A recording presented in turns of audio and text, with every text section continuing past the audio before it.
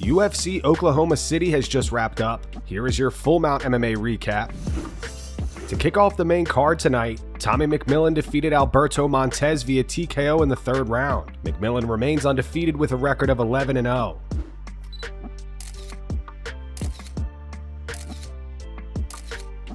Aaron Bronsteter reacted saying McMillen just beat the absolute hell out of Montes and completely disrespected him along the way. That was just an utter beatdown. Alan Joban reacted saying it got bad. He followed up with he got that dog in him. Tim Welch reacted saying Tommy gun. And the MMA Guru writes Tommy McMillen does it again. Shows levels against Alberto Montes and absolutely destroys him over 3 rounds to get the nasty TKO finish in round 3. A new strike record over 3 rounds. McMillen got hate all week, but he is the real deal. Insane performance.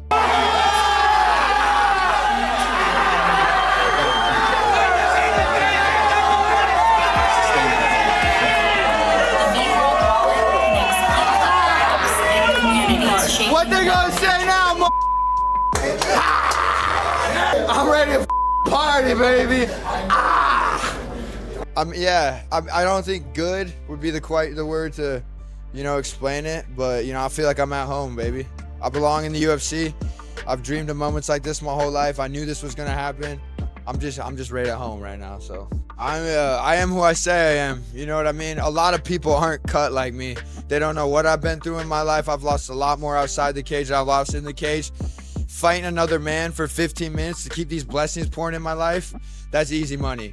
Put anybody in front of me, I don't care. I'm down to die about it. That's just truly how I am. I've developed my brain like that through years of obsessing over this since a little kid. And, it goes to show in my fights. And I'm sure people are going to wake up and say something tomorrow, and I'm going to just get back to work. And I'm going to keep doing this over and over and over again. An average person can't comprehend the way my mind works. They can't. They just can't. They're too dull. I'm just on a different playing field than these guys. Most definitely, and before the fight, he's an actor. I'm not. He called me an actor. He said things about me before the fight, and then when I showed up to the weigh-ins, he tries to dap me up like we're friends. I smacked his hand on my face, told him to go f himself. It's like, if you're gonna talk about me, just keep that same energy. After the fight, I was like, hey, thanks for the fight. But, these guys are coming in here to take half my paycheck. They're trying to stop these blessings coming in from me and my family. And I'm truly down to die about it. I'll fight a motherfucker to talk about parking lot for a beefy 5. I really don't give a That was the plan. Pressure. Apply pressure to that kid. I watched him fight. He likes beautiful fights. He likes to sit back. He doesn't like to be in a dogfight. And that was the plan, to put the pressure on him, stay at my pace, keep things sharp. And that's what we did. And I just hope they were entertained. And I think we all were entertained with that fight. So that's my job. I don't really care or think about how people perceive me. If they like me, they love me, they hate me. But one thing I can guarantee you, if you watch my fights, you're going to be entertained. Fatima Kline defeated Tabatha Ricci via unanimous decision. Kline now has a record of 10-1 and said she wants a top 5 opponent next.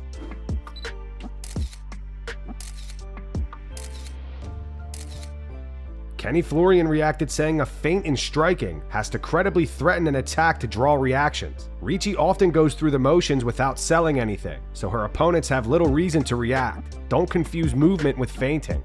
Yeah, I feel a world of relief, kind of like what I said in the octagon. I feel like I was really dealing with self-belief this camp. I really don't know why. I think, I changed cornerments. Maybe there was a slight lack of did I make the right decision? Am I doing the right things? I was listening to what everybody was telling me to do, but I just felt I don't know, I felt a little under attack. And even today I was talking with Aaron, I was like, man, did I do everything? And I felt like I was second guessing myself. And then as soon as I got here, I realized this is home. This is where I'm meant to be. This is who I am. And I just needed reminding. I think I really did everything that we planned on doing. Maybe a couple more fakes here and there and maybe a couple more level changes. But I'm a hot starter, man. So, my coaches know me. I got that killer instinct and, it takes a little bit of time to tame me down, but I did what I was able to do. I was super comfortable. Again, I get surprised by people's grit. That's about it. But, we all have grit out there. We're all tough. We all do this for a living. And so there's a piece of that in everybody. And so, listen, like I was saying throughout the week, I fought tougher people. I fought people that were stronger than me, faster than me, but I've never fought somebody that had better skill than I do. That's how I train during my camps. You know, I train to kill. I train to make you quit. I train to wear you down and take you into deep waters. I said it the whole week. You know, Tabatha was talking about, oh, I'm gonna submit her, I'm gonna ground and pound you. There ain't no way, baby. You're gonna have to kill me in order to stop me. Yeah, I think this is no surprise to people. You know, I've been the favorite all of my fights. That doesn't faze me. I don't really care. I think of everybody as if we're equal and that I'm the underdog. You know, that's my own mentality. But, you know, I think the top 5 should be afraid of what's coming after them. None of that hype, none of the pressure bothers me. I ignore it. The full crowd, the first time I fought in a main event, I was excited about it. You know, I believe that Jesus has a plan for me. I know he has a plan for me. I have people to back me up and guide me along the way and help me to route out my path. And, you know, I couldn't be more grateful for that. You know, I feel like I hope people just learn that I'm a student of the art. You know, I don't fight just to fight. I fight to look better and better every time I fight. You know, if I look the same every time I fight, I'm doing something wrong. I know I progressed after Angela. I watched the fight over right before I went out there. And that's all I can ask of. I think that's all my coaches ask of from me. And so I just feel a world of relief. I want top 5. I want loopy, I want a fist fight, I want a bar fight, and I want to be a champion by the end of 2027. Chase Hooper defeated Mitch Ramirez via rear naked choke in the first round. Hooper has snapped his 2-fight skid and is now the 20th Dana White Contender Series vet to win 9 or more bouts in the UFC.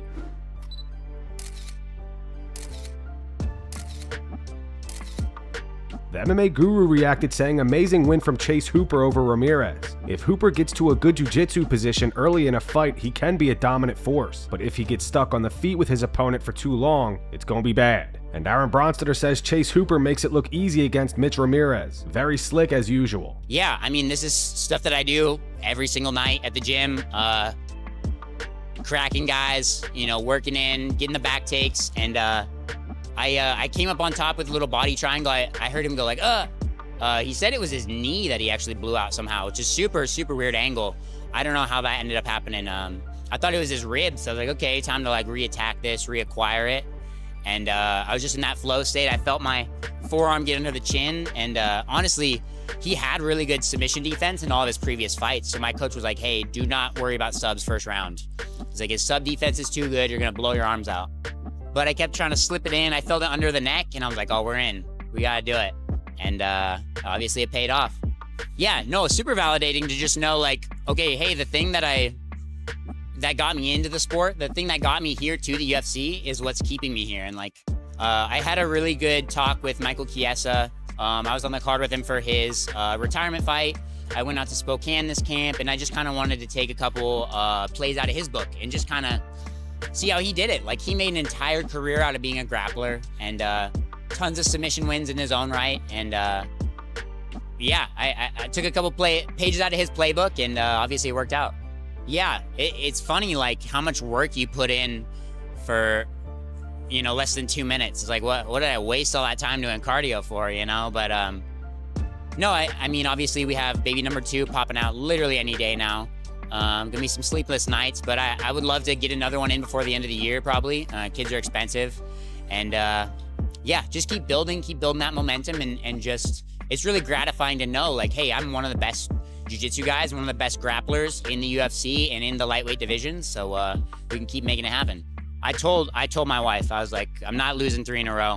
I was like, if I lose 3 fights in a row, I don't deserve to be here. Like, I need to figure something else out. So it was very much a make or break moment for me, and it's so nice because it's been over a year since I won my last fight. It was a Jim Miller fight back in April of last year. You know, it's been over a year since I've been able to feel this, and it's a drug, you crave it, and it's one of those things where it was a make or break moment for me. And I told my wife, I was like, if I lose this next fight, like, I'm gonna get a job, like, back to normal, that type of stuff. But you know, we're here, and push those worries off. You know, I still have the skill set. I still deserve to be here, and on to the next one. Christian Leroy Duncan defeated Jared Cannonier via unanimous decision. The fight also sparked more criticism of Herb Dean's officiating. Duncan threw an illegal kick while Cannonier had his knee on the canvas in the second round, but Herb didn't stop the action or deduct a point. On top of that, Cannonier grabbed the fence multiple times, with Herb simply removing his hands and allowing the fight to continue.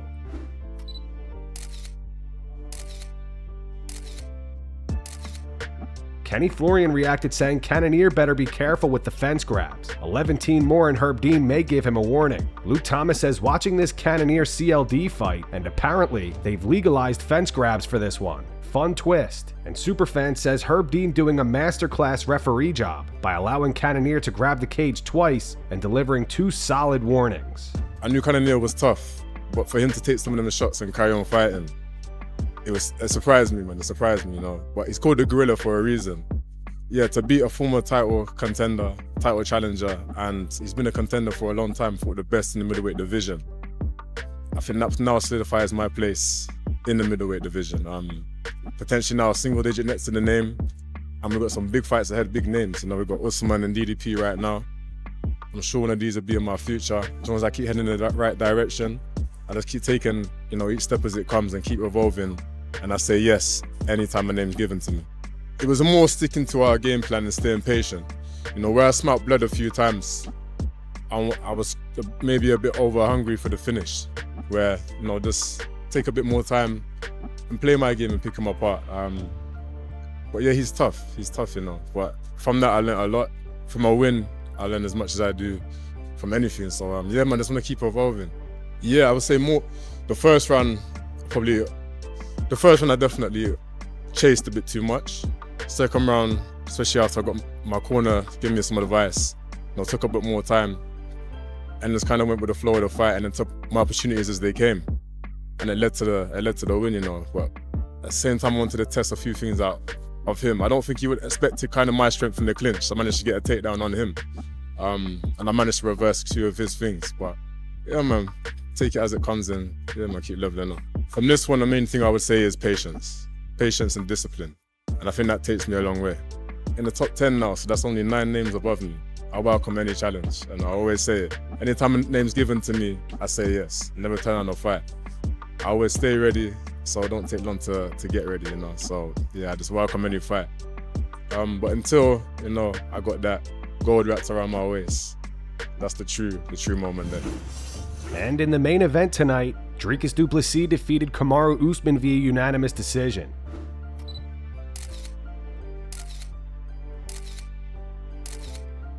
Brendan Allen reacted saying DDP sucks, end of story. Gable Steveson says first time ever DDP's boxing looks crisp. Rafael Dos Anjos reacted saying what a great scrap between 2 former champions. Alan Jouban says Usman is fighting his heart out. 39 years old and been rocked numerous times, still showing that durability and championship mindset. Luke Thomas says DDP defeats Kamaru Usman via unanimous decision. Scores are fine, although Usman doesn't think so. In terms of an intelligently constrained game plan, that's some of DDP's best work. Still plenty of questions too. And the MMA guru says great and dominant performance from Dricus Du Plessis. Won every single round of that fight 50-45. No idea how Usman survived until the final bell. Dricus Du Plessis was beating the shit out of Usman every single round. Credit to the chin and toughness of Usman. And then, when it comes to the title shot, I said a win wouldn't give me a title shot. But damn, a performance like that would give me a title shot. Oh man, I mean, as you can see, I still got it. I just, you know, I got to go back and reassess. I hate coming out here and, you know, not really representing my coaches, my training partners, and representing my gym well because, you know, I put the work in and they know I put the work in. So, you know, wherever the opportunity's at, that's where I'm going. Sean Strickland's Uber driver didn't realize he was in the back seat today. So, bro, you say you like the guy that beat Hamzat? Yeah. Yeah, no, he was tough. Kind of loud, though, kind of arrogant. Yeah. Yeah, he's a little loud, right? Yeah. Well, they show a little bit up, you know, because to entertain people. Yeah, no, I feel you, dog. Yeah. Yeah, no, but yeah, I feel you, dog. So, guys, this is why I love America, right? Random Uber drive, meet a guy, Afghanistan immigrant, comes to America after working with the U.S. military, has 4 kids, has a paid-off house. Man, I love this country. Best country in the world. Best country in the world. Dana White got annoyed with a reporter during tonight's Zuffa boxing press conference after being asked whether New York City Mayor Zohran Mamdani would attend the promotion's upcoming event at Madison Square Garden. Dana, for you, being that this is in New York City, are you inviting or expecting Mamdani to show up to the fight? I have no clue, sir. You stood in line to ask me that question? Does anybody have an actual question in that line? Tonight at RAF 11, Ben Askren lost his wrestling comeback to Belal Muhammad 6-3. He was leading 3-0 going into the final round, but Belal managed to come back and win. Kids, you got the community, and we have you. One more time, please. The final match, the final walk of the great Ben Askren. Go, shorty. It's your birthday. We gon' party like it's your birthday.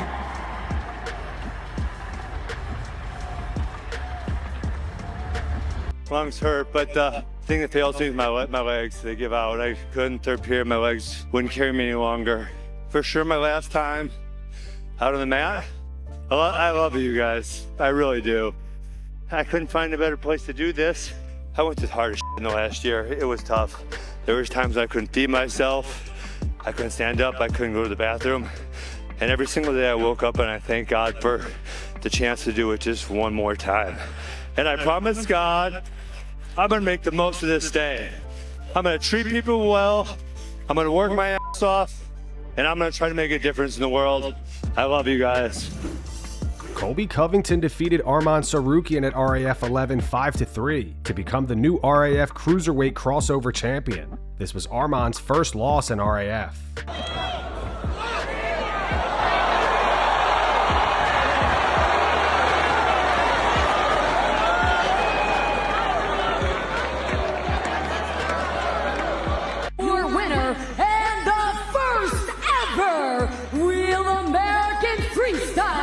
Cruiserweight Crossover Champion, Colby Chaos Covington!